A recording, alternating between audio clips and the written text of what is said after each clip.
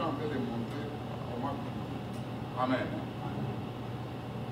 Vous allez constater que quand je parlais sur Gédéon, j'avais dit que Gédéon devait aller abattre l'autel de Baal qui se trouvait dans la maison de son père. C'est là où j'ai expliqué sur les différentes sortes d'autels démoniaques qui détruisent les enfants de Dieu.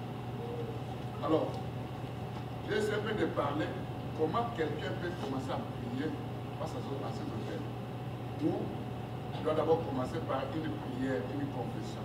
À la prière, à part la confession, il y a d'autres choses que je vais expliquer, par exemple aujourd'hui, sur certaines malédictions. Amen. Hein? Vous allez constater que quand nous regardons, beaucoup de gens prient. Beaucoup sont nombreux dans les églises. Mais il y a quelque chose un peu qui me tique, qui me pousse à me demander, ça veut dire, d'où viennent que les différentes églises, assemblées chrétiennes, assemblées des saints, communautés, des milliers de chrétiens soupirent en secret sous un certain poids, souvent inconnu, ou sont tourmentés au-delà d'eux-mêmes de toutes sortes de problèmes, de maladies. Vous allez constater que quand vous lisez Deutéronome, la Bible parle de plusieurs sortes de malédictions. Amen. Hein? Et vous allez constater que beaucoup de choses qu'on parle là-bas se trouvent aussi dans la vie des enfants de Dieu. Amen. Hein?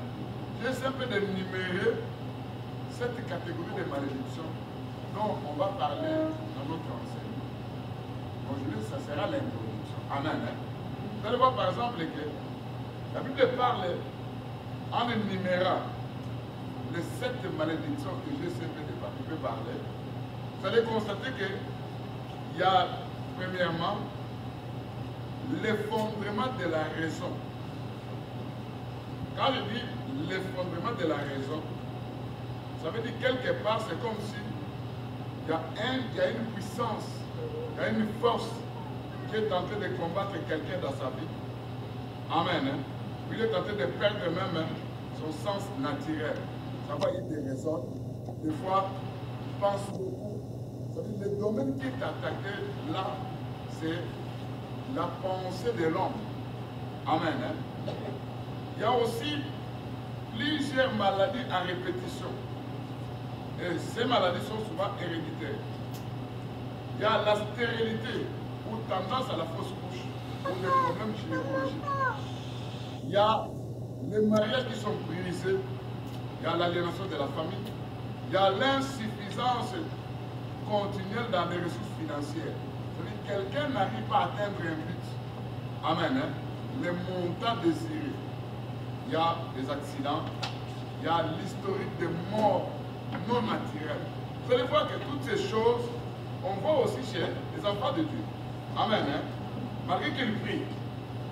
Parce que j'ai essayé de numérer cette sorte de malédiction, parce qu'en lisant Deutéronome 28, du verset 15 jusqu'au verset 65, c'est là où j'ai synthétisé tout ça par cette sorte de malédiction. Amen. Hein? Vous allez constater que ceux qui prient, les enfants de Dieu, les chrétiens, les saints, vous allez constater qu'ils ont aussi ces problèmes.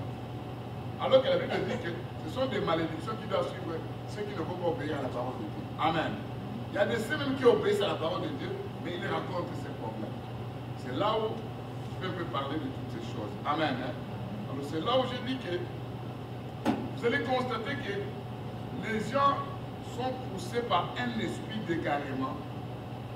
Il y a la confusion du cœur, il y a des inquiétudes, il y a l'angoisse de l'âme ou un cœur désespéré. Mais la personne se trouve quelque part en train de prier. Réellement, il prie. Amen. Hein? Mais pourquoi tout ça? Alors que quand on regarde dans la Bible, toutes ces choses-là, ce sont des malédictions que Dieu avait dit que si vous n'obéissez pas, voilà ce qui arrivera dans votre vie. Amen. Hein? Et nous savons que la Bible dit que la malédiction est tombée sur qui? Sur Jésus-Christ. Amen. Il est devenu malédiction pour nous devenir une bénédiction. Mais pourquoi toutes ces choses? C'est là, bien aimé, vous allez comprendre que la réponse c'est quoi? Beaucoup des enfants de Dieu, en priant, ça veut dire les yeux des enfants de Dieu n'ont pas été ouverts ni avant ni après leur conversion sur la puissance de Satan et sur la puissance de Dieu. Amen. Hein? Parce que n'oubliez pas que quand Dieu a dit, là je vais entrer dans notre enseignement pour parler un peu de l'origine de la malédiction. Amen. Hein? Souvenez-vous que la Bible dit que la malédiction sans cause et sans effet. Vous êtes d'accord avec moi? Vous allez constater qu'il y a des gens qui sont un peu des innocents. Parce qu'ils ont confessé, ils ont cru à notre Seigneur, et le Seigneur leur a pardonné. En principe, ils n'ont pas de malédiction. Donc vous allez constater que certaines choses se présentent d'abord dans l'air. Où je prends l'exemple, quelqu'un arrive vraiment à monter, à avoir de l'argent, il jette l'argent partout, mais à un certain niveau, c'est comme si son argent ne peut pas augmenter. Amen. Hein? Vous êtes d'accord avec moi? Des fois aussi, il y a des maladies qui arrivent. Des fois aussi, il y a des problèmes gynécologiques. Des fois aussi, il y a des problèmes de mariage, des mariages brisés. Et quand tu regardes la personne, réellement la personne priait, il avait la crainte de Dieu. Pourquoi tout ça? Est-ce que vous comprenez? C'est là, bien aimé, qui m'a poussé un peu à chercher à comprendre et à parler de ces malédictions. Et qu'est-ce que les enfants de Dieu doivent faire? Et comment prier face à ces choses? Avant qu'on puisse entrer dans la solution, entrons d'abord dans la Bible pour voir maintenant ce qui s'est passé dans l'ancien Alliance, parce que nous prêchons à la loi et au témoignage. Amen. Hein? Nous prenons nos Bibles où on va lire, pour le respect de la parole, on s'élève. On prend le livre de Genèse, chapitre 3, verset 17.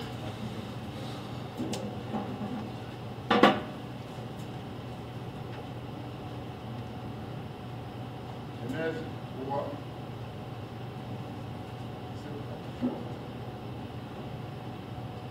je prends d'abord verset 16. Il dit à la femme, j'augmenterai la souffrance de tes grossesses. Tu enfanteras avec douleur, et tes désirs se porteront vers ton mari, mais il dominera sur toi. Il dit à l'homme, puisque tu as écouté la voix de ta femme, et que tu as mangé l'arbre du procédé duquel je t'avais donné cet ordre, tu n'en mangeras point le sol, tu n'en mangeras point, le sol sera maudit à cause de toi. Il te produira des épis et des ronces. Amen. Bien aimé, vous allez constater que Dieu a créé l'homme. Le souci de Dieu était que l'homme puisse être prospère, puisse prospérer dans sa vie. Amen. Hein? Dieu a tout remis à l'homme. Le pouvoir, la puissance. Vous allez constater que quand le diable est allé séduire notre Seigneur, en prenant le Seigneur et amener le Seigneur sur une montagne, le diable va dire à notre Seigneur, adore-moi, je vais te donner toute cette richesse. Est-ce que vous comprenez? Car elle m'a été donnée.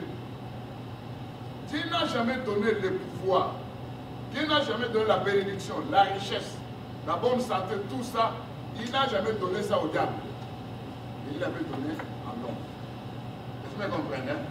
Mais quand le diable déclare que la bénédiction m'a été donnée, la richesse, tout ça, c'est l'homme qui a donné ça au diable. Vous êtes d'accord avec moi? Parce que le Seigneur a dit que en plantant dans le jardin d'Éden, il y avait deux arbres au milieu, l'arbre de vie et l'arbre de la connaissance du bien et du mal. Amen. Hein? Quand vous regardez cet arbre, ces deux arbres, l'arbre de vie devait donner la bénédiction. L'arbre de la connaissance du bien et du mal devait donner quoi? La malédiction. Est-ce que vous comprenez? Et Dieu qui avait placé ça là-bas. Et la Bible dit que quand le diable est venu, le diable savait qu'il y avait une richesse dans l'homme. Malgré nous savons que qui peut dire qu'une chose arrive sans que l'Éternel l'ait ordonné? Est-ce que Dieu ne savait pas qu'il y avait un diable quelque part? Est-ce que Dieu ne savait pas que en plantant l'arbre de vie, l'homme sera tenté? Et qui tentera l'homme? Si ce n'est que le diable, parce que le tentateur est là. Est-ce que vous comprenez? C'est là, bien aimé, on va un peu essayer de décortiquer toutes ces choses pour comprendre que Dieu, depuis l'éternité, on l'appelle Dieu. Dieu est tout puissant. Vous êtes d'accord avec moi? Depuis l'éternité, on l'appelle sauveur. Depuis l'éternité, on l'appelle celui qui nous guérit. Depuis l'éternité, regarde un peu. Vous parlez d'un sauveur, ça veut dire que quelqu'un doit tomber. Est-ce que vous comprenez? Vous parlez de quelqu'un qui guérit, quelqu'un doit être malade. Si l'homme n'était pas tombé, est-ce que réellement on allait parler de Dieu qui guérit? On allait parler de Dieu qui sauve? Est-ce que vous comprenez? Ça veut dire dans tout ça, nous savons que Dieu fait de tout pour un, avec un. Est-ce que vous comprenez? Et Dieu, qui est Dieu, il n'a pas de conseiller. Il fait ce qu'il lui semble bon. Il est le maître des temps et des circonstances. Vous êtes d'accord avec moi? Vous allez constater maintenant que quand le diable s'est présenté, il a séduit la femme. En séduisant la femme parce qu'il savait bien que la femme c'est l'être faible. C'est pourquoi la Bible parle de la faiblesse.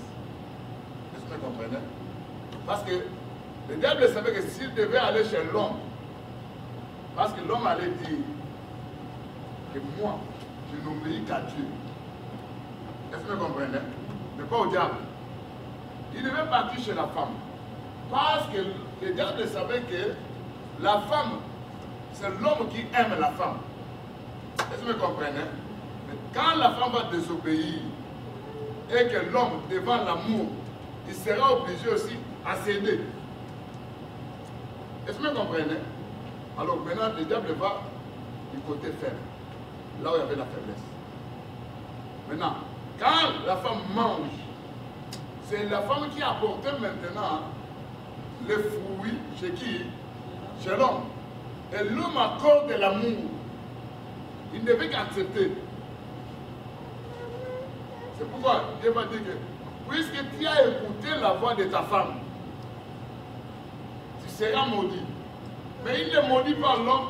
Il dit, le sol sera maudit à cause de toi. Vous voyez ça? Qu'a fait le sol pour qu'il soit maudit? Est-ce que vous comprenez?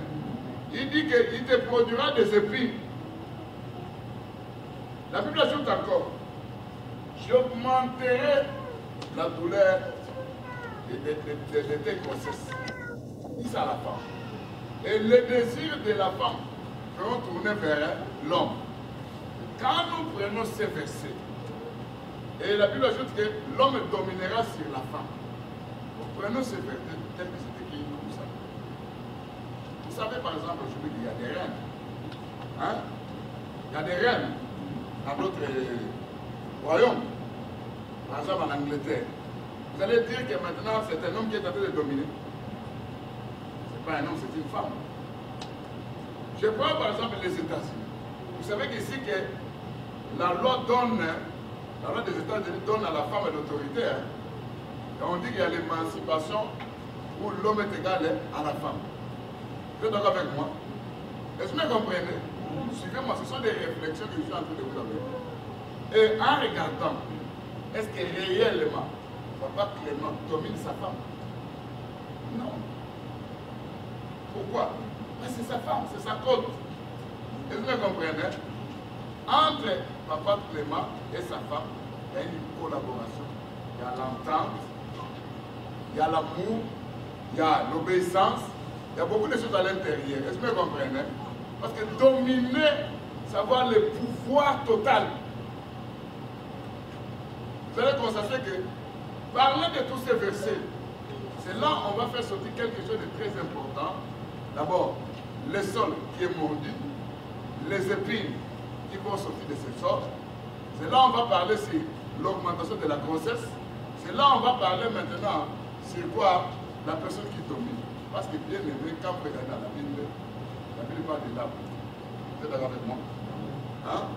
Quand vous lisez le livre des Proverbes 13, verset 12, la Bible dit que un désir accompli est un arbre de vie. Ça c'est Proverbe 13, verset 12. Si un désir accompli est un arbre de vie, or le désir de la femme se portera vers l'homme. Ça veut dire maintenant un désir accompli. Ça veut dire c'est lui qui accomplit le désir. Ce n'est pas l'homme qu'on appelle Clément, ou Willy, ou Thomas, ou Guélor, mais c'est un homme. Est-ce que vous comprenez? Parce que quand on dit que le désir de la femme se tourne vers l'homme, prenez un peu un exemple. Aujourd'hui, je peux prendre quelqu'un qui demande à Guélor achète-moi une voiture, Guélor achète. Et après, le lendemain, oh, achète-moi un affaire. Là, ma femme, je crois qu'il y a un autre problème. Est-ce que vous comprenez? Un avion, ça veut dire, si elle demande le matin, à midi, à 12h, à 13h, à 14h, c'est assez. Mais il y a quelqu'un qu'on peut demander n'importe quand. Cet homme-là, c'est Jésus-Christ. Amen. Hein? Amen. Où le désir de la femme va se tourner vers cet homme-là. Est-ce que vous comprenez? Ça veut dire l'homme par excellence, hein, qui peut accomplir tes désirs. Parce qu'il n'y a pas que le désir de la femme, il y a aussi le désir de l'homme. Vous êtes d'accord avec moi? C'est comme si en lisant ces versets, c'est comme si c'est la personne qui a seulement le désir, hein, c'est qui? C'est la femme.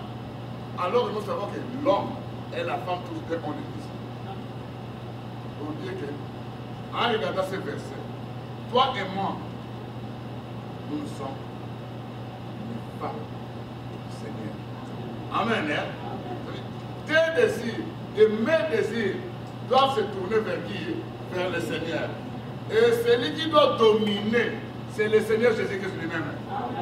Parce que l'écriture d'Ésaïe dit que la domination se reposera sur ses épaules. C'est lui seul. Amen. Hein? Parce que quand un homme veut dominer, là, ça devient maintenant un système qui va commencer à maltraiter. Et là, la femme devient comme quelque chose qu'on peut jouer avec. Je vous dis que l'homme par excellence, c'est Jésus-Christ. Et Pilate a présenté, voici l'homme. C'est pourquoi la Bible dit que l'Ecclésiaste, l'homme intelligent, a dit, j'ai cherché parmi 1000, je n'ai pas trouvé un seul. Vous me comprenez? Ça veut dire que l'Ecclésiaste cherchait.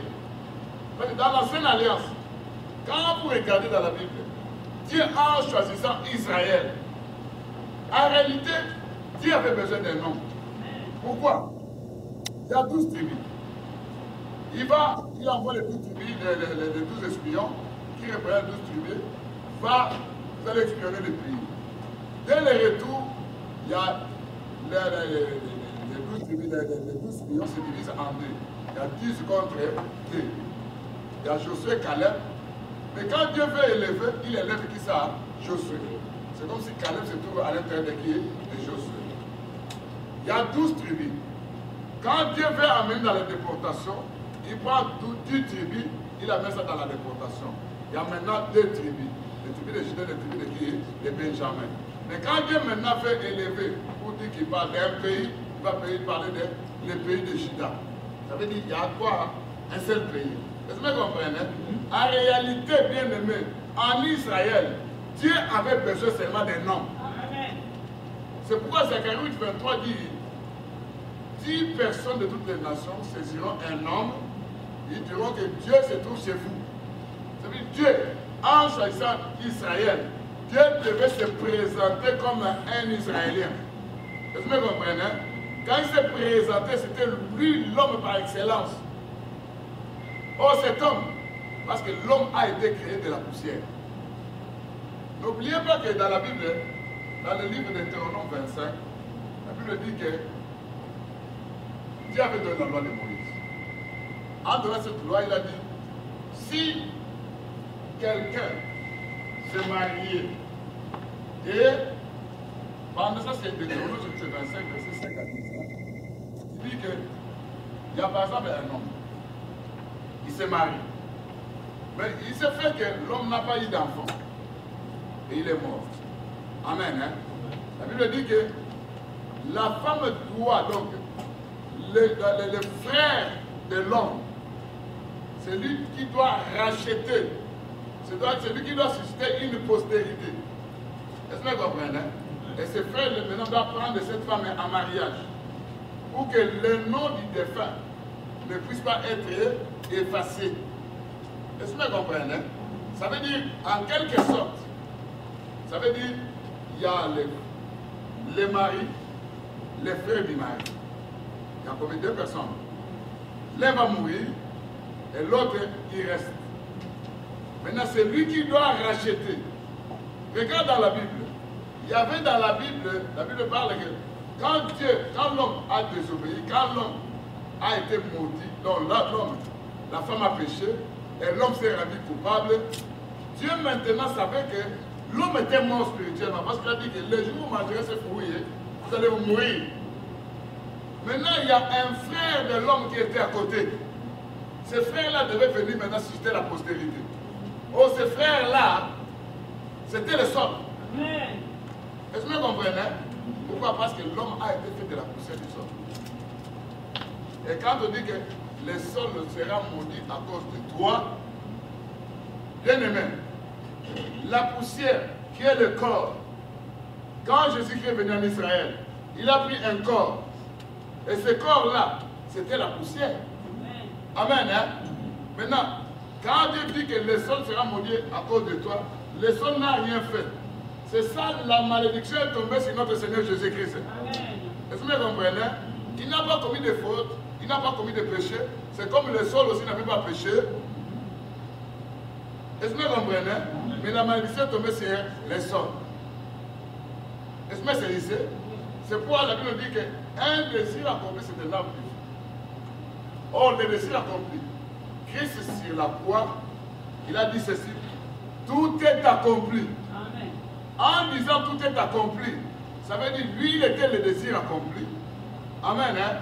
Il devait accomplir tout ce qui était écrit dans la loi de Moïse, même dans l'ancienne alliance, même dans Éden.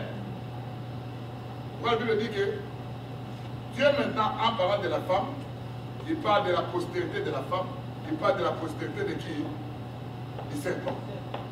Il dit, la postérité de la femme va mordre le serpent. Oh, la postérité du serpent va mordre la postérité de la femme et la postérité de la femme va écraser la tête du serpent. Est-ce que vous comprenez? Oh, la postérité dont la Bible parle, on ne parle pas de plusieurs postérités, on parle d'une. Est-ce que vous me comprenez?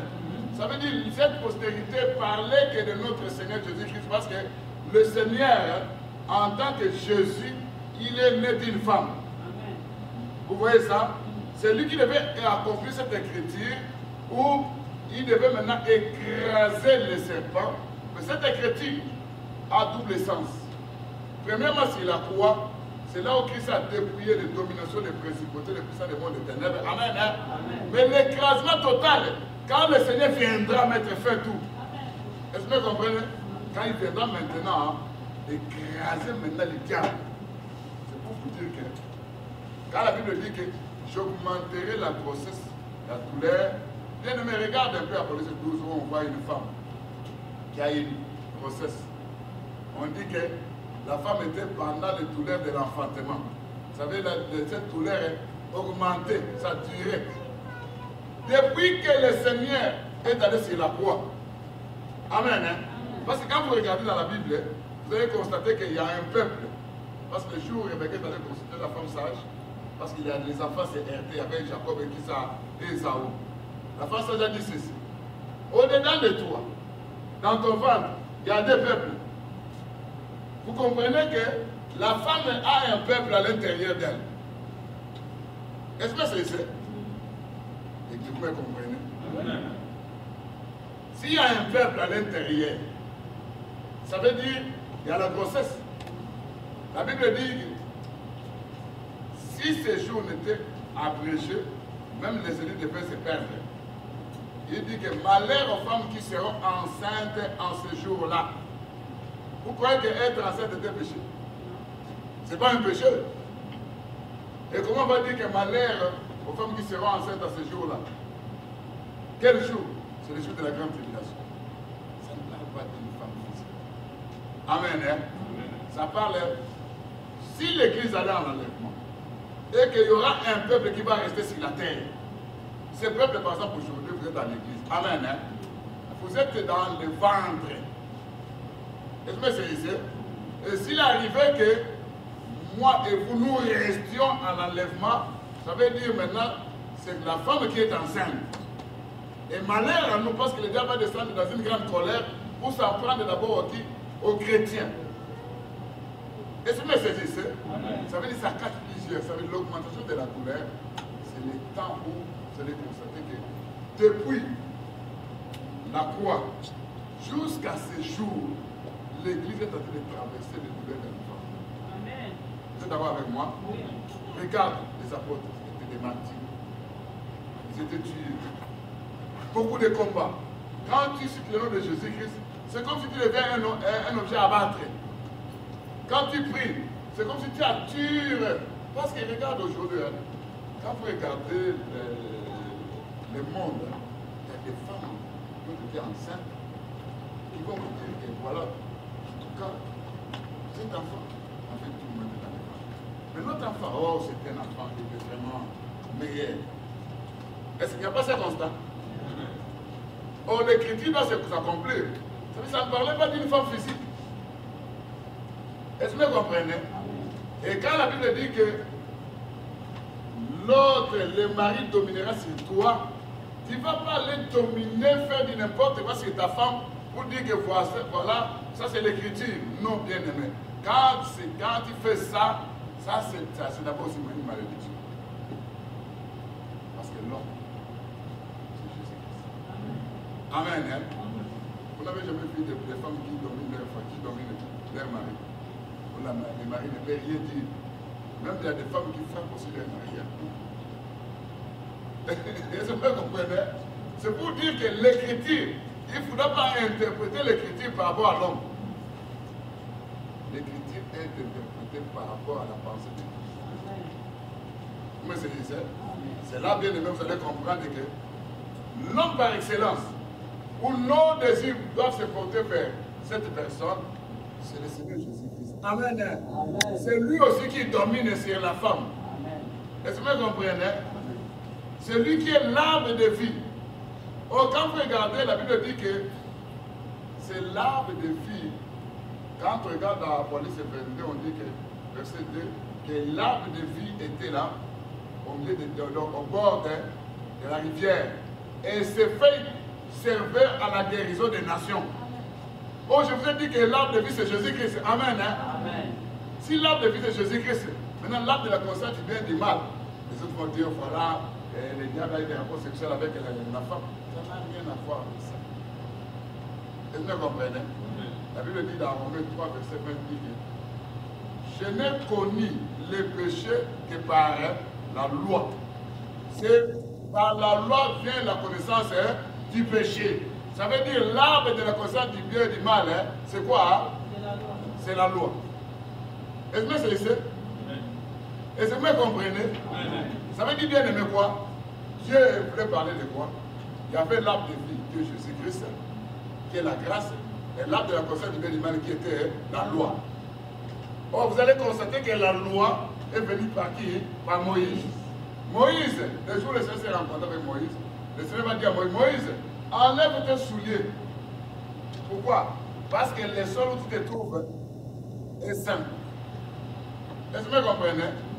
Or, en enlevant les souliers, souvenez-vous de Boaz. Ça c'est Ruth 4. Amen. Hein?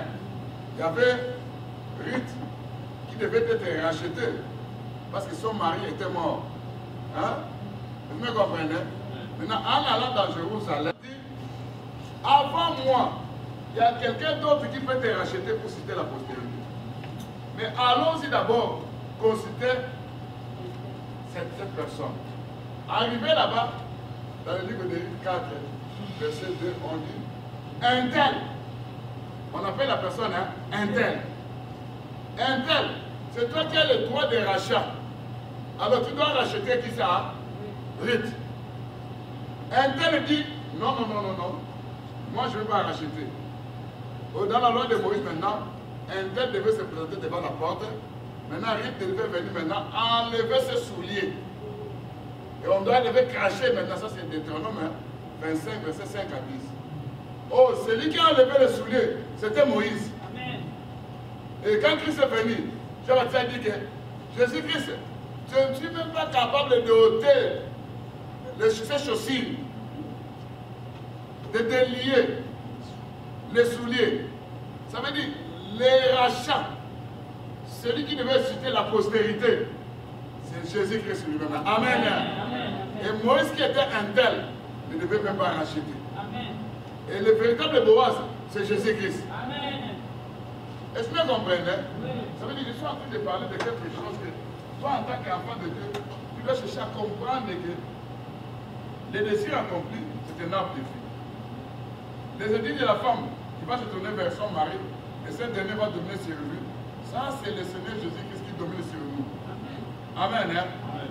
Et vous allez comprendre, bien aimé, que Ésaïe 9,5 dit que la domination sera sur ceux de Paul. Vous êtes d'abord avec moi? C'est là, bien aimé, vous allez comprendre que quand la Bible parle de ça, ça veut dire maintenant, quand Dieu maudit les sorts, la Bible dit que les sorts vont produire quoi ça? Des épines. Or, le véritable homme, Jésus-Christ, quand il est venu, dans Matthieu 27, verset 22, on a pris une couronne d'épines, on a posé ça sur sa tête. Amen. Hein? C'était pour accomplir Genèse 3, verset 18.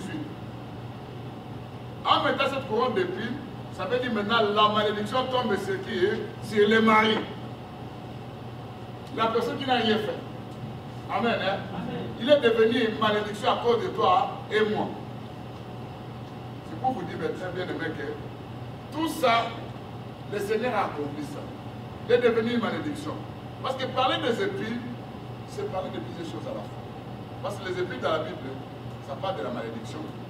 Les épines parlent aussi des méchants. Hein? Où la Bible dit que je vais chasser ce peuple. Si vous n'allez pas chasser ce peuple, sachez qu'ils seront là comme des épines. Ils seront les ennemis auprès de vous.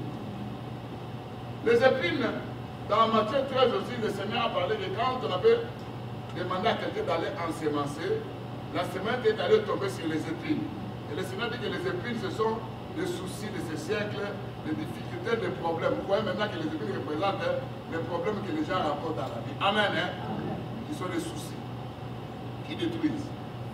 Ça veut dire épines en tant que malédiction, épines en tant que méchant, épines en tant que le souci de ce siècle.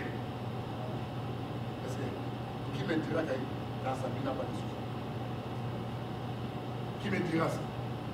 Amen. Est-ce que vous comprenez? Qui me dira que dans sa vie n'a pas des ennemis? Amen. Alors je vais aller maintenant. Qui me dira que réellement, totalement, il est béni? On verra dans ce domaine où il y a un problème. Est-ce qu'il y a une malédiction ou quoi?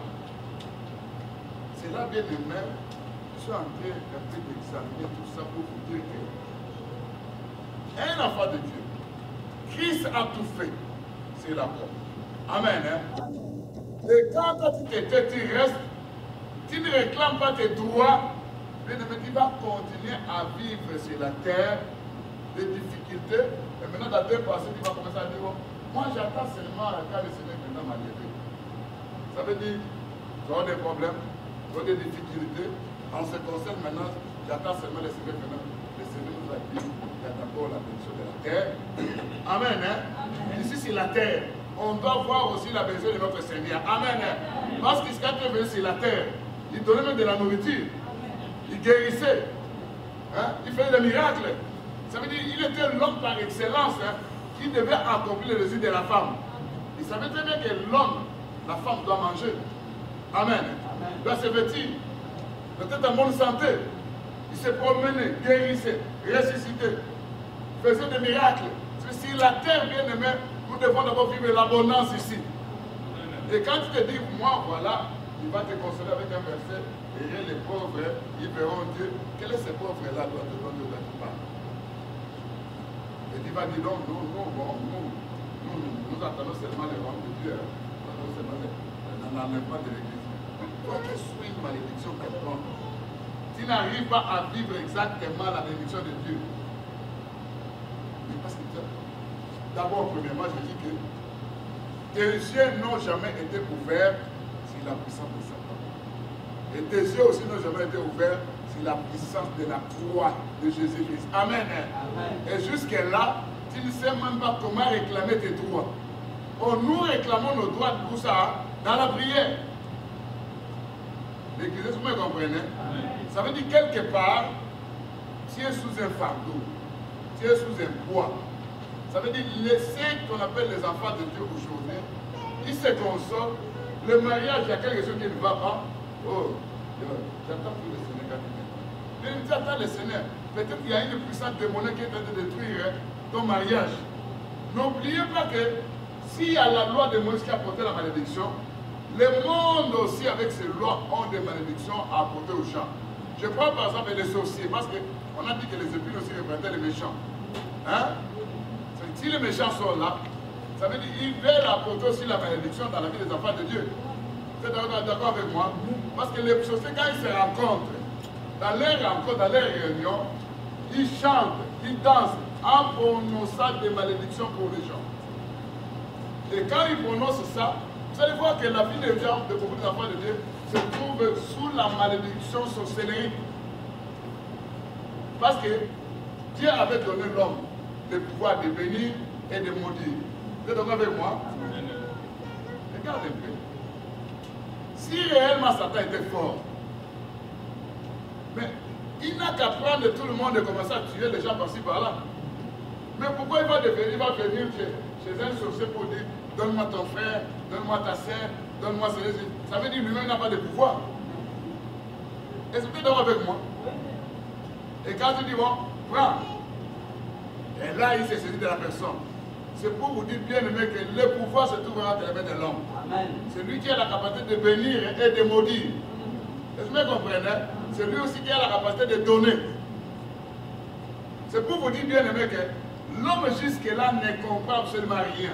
Et ceux qui prient et ceux qui ne prient pas ne savent même pas quels sont leurs droits.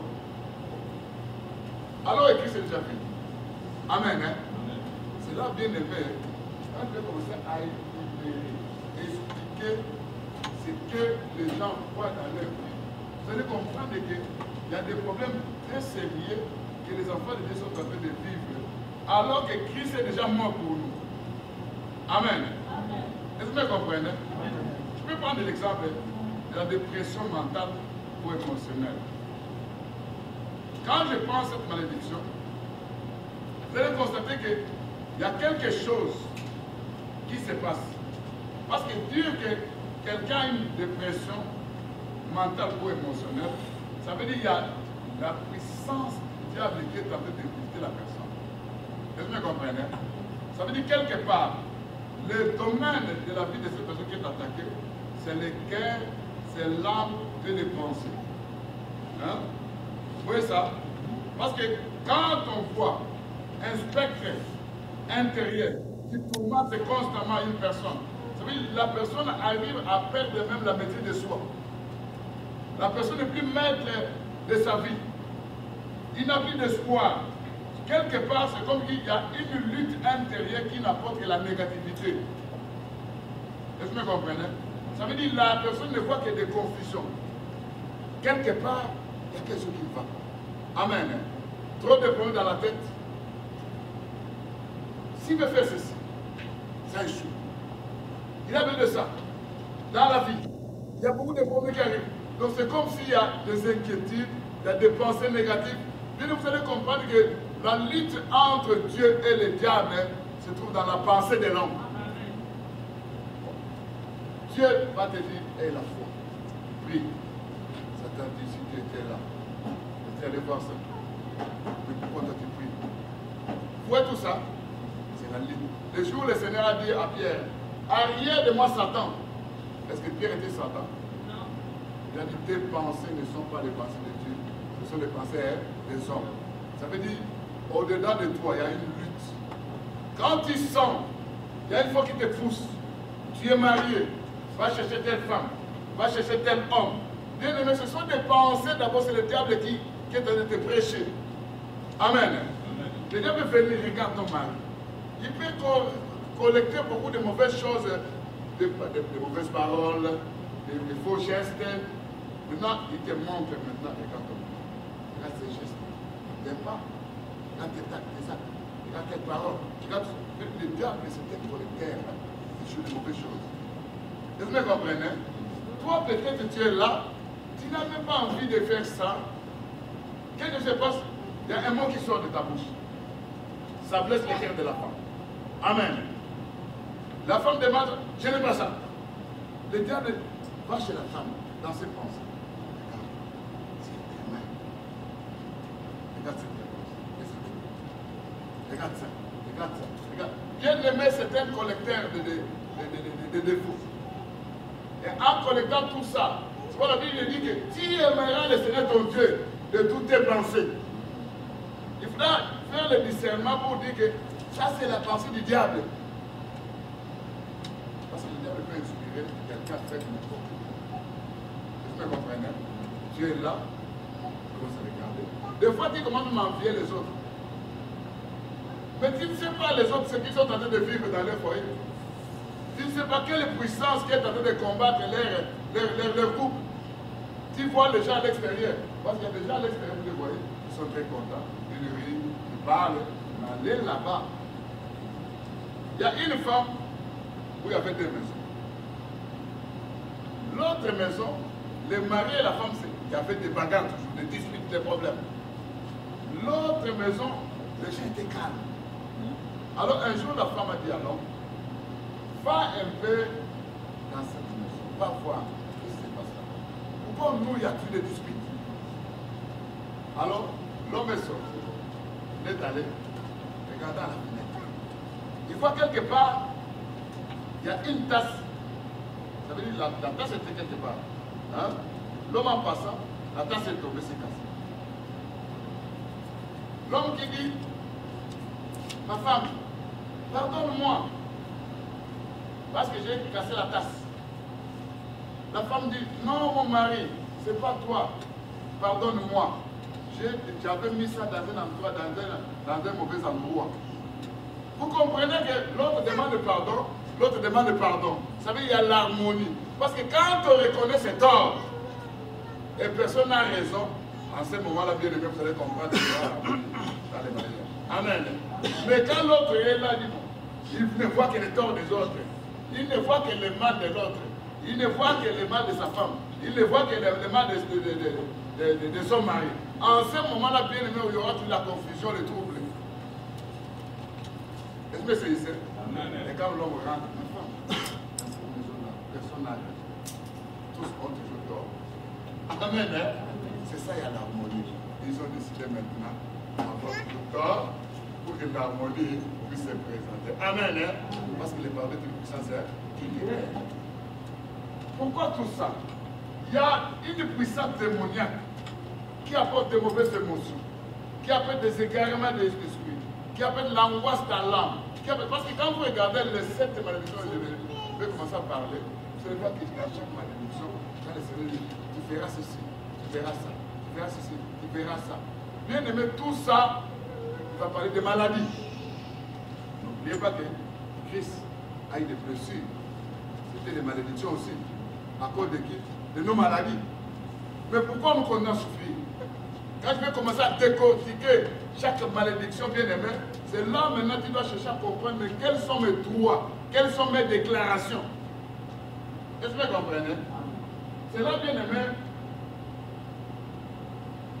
je vais parler de beaucoup de choses.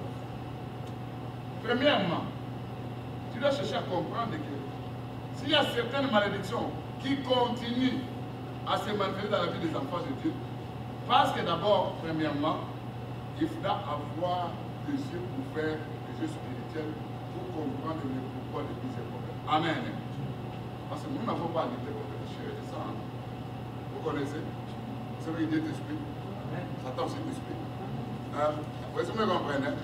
Est-ce que quelqu'un a déjà vu Satan? Est-ce que quelqu'un a déjà vu Jésus? Oui, il était sur la terre.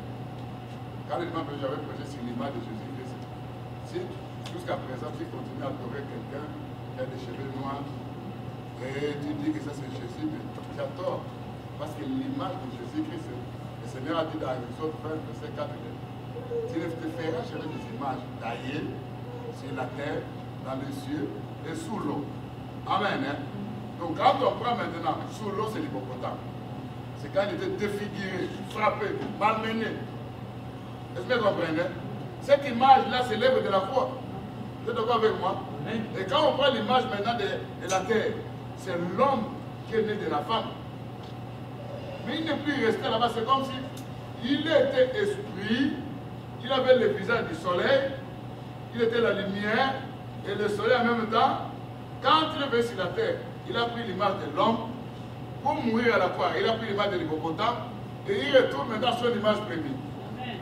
L'image que toi tu vas adorer, c'est cette image de la terre ou l'image des eaux. Mais non, ça c'est l'idolâtrie. Est-ce que vous comprenez? Est-ce que vous saisissez? C'est pour dire maintenant, en prenant ça déjà, il y a l'idolâtrie qui pénètre. Or, en ce qui concerne l'idolâtrie, le Seigneur dit que je vais punir l'iniquité des pères aux enfants jusqu'à la 4e génération. Amen. Hein?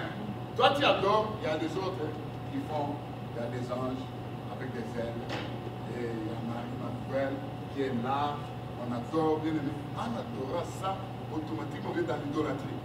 Or, dans cette idolâtrie, il y a la malédiction qui vous suit. Est-ce que vous comprenez? Quand on se fait des images, voilà, ça c'est juste. Il y a des autres, en priant, ils ferment leurs yeux, ils regardent ce truc-là noir, ce truc qui a des cheveux noirs, et maintenant regardant dans leurs pensées. Bien aimé, regarde d'abord cette prière. C'est plein d'idolâtrie. Et tu fais que le Seigneur maintenant puisse enlever la malédiction. Mais tu ajoutes une malédiction sur une malédiction. Ça c'est l'ignorance. Amen. Hein? Est-ce que vous comprenez? Est-ce que vous saisissez? C'est pour vous dire que l'idolâtrie, parce que quand le Seigneur dit aux enfants d'Israël, vous devez abattre les idoles, hein? Vous devez détruire les idoles. Or, la Bible parle de l'idole de jalousie. L'idole de la jalousie qui se trouvait dans les temples. Vous voyez ça? Amen. Hein? Il y a beaucoup de choses.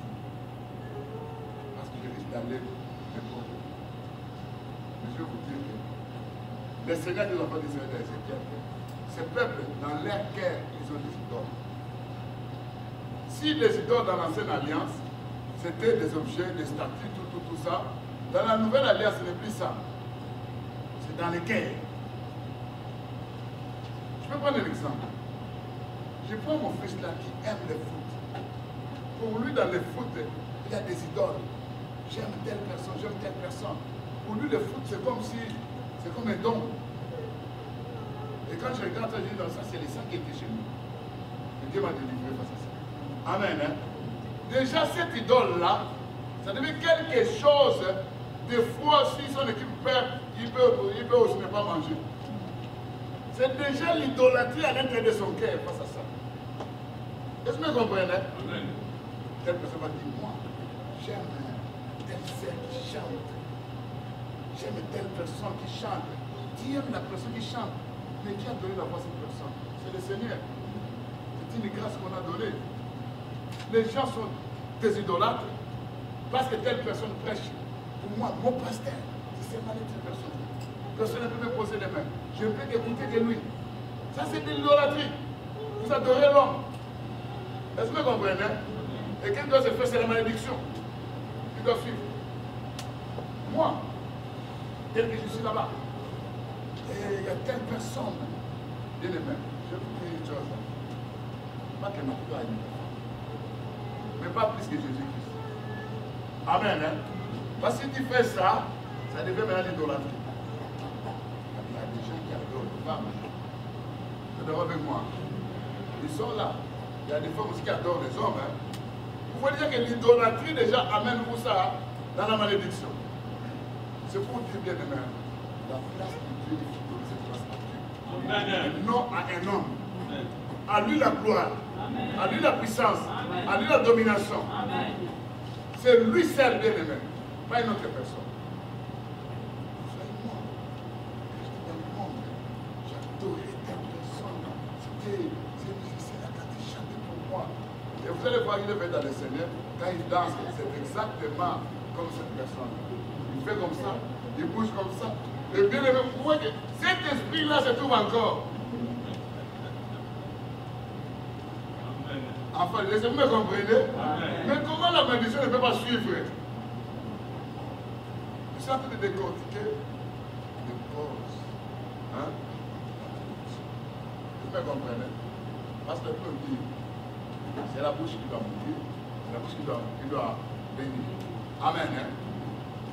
Si la bouche bénit, c'est quelque chose de bien. La bouche peut aussi bénir, mais ça ne se concrétise pas. La bouche peut maudire aussi, ça ne se concrétise pas. C'est pour avoir une bouche qui maudit, qui bénit. Je vous dis que la bouche qui bénit, qui maudit, c'est le Seigneur Jésus lui-même. Amen. Amen. Maintenant, toi, qu'est-ce que tu dois comprendre par là? C'est là où je vais vous enseigner comment prier face à cette malédiction. Avant que j'enseigne comment prier dans cette malédiction, je dois d'abord décortiquer certaines malédictions. Et toi, tu dois comprendre qu'elles existent, qu'ils sont vraies, malgré que tu pries. Amen. Hein? Et quand vous allez lire Deutéronome 15, 28, verset 15 à 35, on va citer plusieurs choses. Je vais parler par exemple, on va de l'hémorragie. Hein? Est-ce qu'il y a des chrétiens qui ne vont pas de l'hémorragie? C'est une réponse. Hein? La sœur va dire là-bas, warehouse nous fait souffrir. L'hémorragie. Il y a des ceux qui sont dans le warehouse qui n'ont pas de l'hémorragie. Amen. Hein? Quand vous regardez dans la l'hémorragie, c'est tout pour ça, dans la malédiction. Donc, on va découvrir. Sur cet enseignement, parce qu'après avoir découvert nos 7 malédictions et leurs causes, les péchés qui sont liés à ces malédictions, je vais démontrer maintenant comment prier, parce qu'il y a d'abord une prière doit être faite qu'on appelle la prière de la repentance. Amen. Hein? Deuxièmement, il y aura une prière qu'on appelle la prière de la révocation.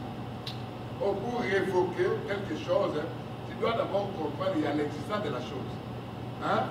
Si tu ne comprends pas qu'il y a l'existence d'une malédiction, bien aimé, tu vas te plaire, tu seras toujours content. Oh non, dans ma famille, c'est toujours comme ça.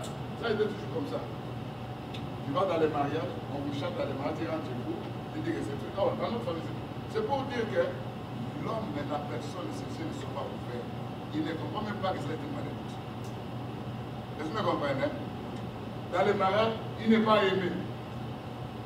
Il regarde sa sœur, son frère, c'est la même chose. Il ne sait pas que c'est une malédiction. Ça veut dire que les yeux sont encore fermés, bouchés. Est-ce que vous comprenez? Les jours où tes yeux seront ouverts, c'est là qu'il cherchera maintenant comment effacer, annuler, d'où vient la cause de cette malédiction. Parce que Christ a tout reçu sur la foi, il est devenu malédiction pour devenir une bénédiction. Amen. Est-ce que vous comprenez? C'est là où je dis que si tes yeux sont ouverts, c'est là où, bien aimé, tu comprendras l'origine du problème qui t'arrive dans ta vie.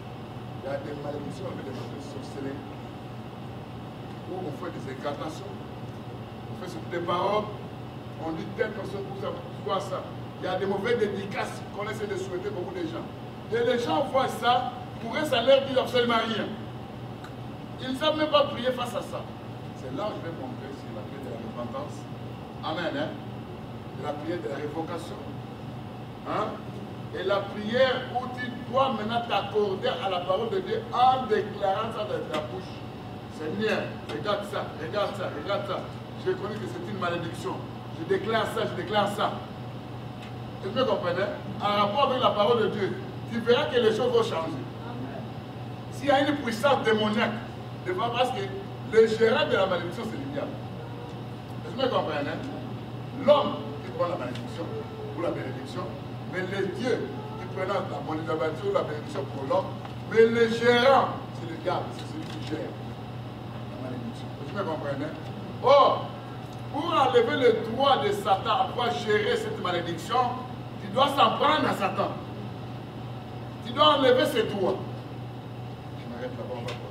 Amen. Hein? Je vais décortiquer chaque malédiction, cette malédiction. Vous allez voir ça dans la Bible. Maintenant, je vais vous montrer comment prier en face de Christ. Parce que Christ est devenu malédiction. Amen. Hein? Le seul qui a été maudit, c'est le Seigneur Jésus-Christ. Amen. Comment maintenant tu dois vivre une malédiction qui arrive dans la Bible et tu vas voir la présence qu'on a déclarée? Nous sommes bénis. Il y a la bénédiction. Mais regarde la vie de cette personne, rien ne va. Et de quelle vertu tu es en train de parler? Oh, je suis béni spirituellement. Si tu es béni spirituellement, charnellement, on doit avoir la bénédiction. Amen. Amen. Hein? Amen. Tu peux me dire que je suis béni spirituellement et dans la chair, tu es en train de souffrir. Il n'y a rien. Et depuis 10 ans, 5 ans, 15 ans, 20 ans, tu dis que ça c'est fort. Pour moi, le Seigneur lui-même au comprend. Non, non, bien aimé. Quand tu vois quelque chose qui persiste, une année, 2 ans, 3 ans, non, non, non, non. Tu dois te rester. Amen. Hein?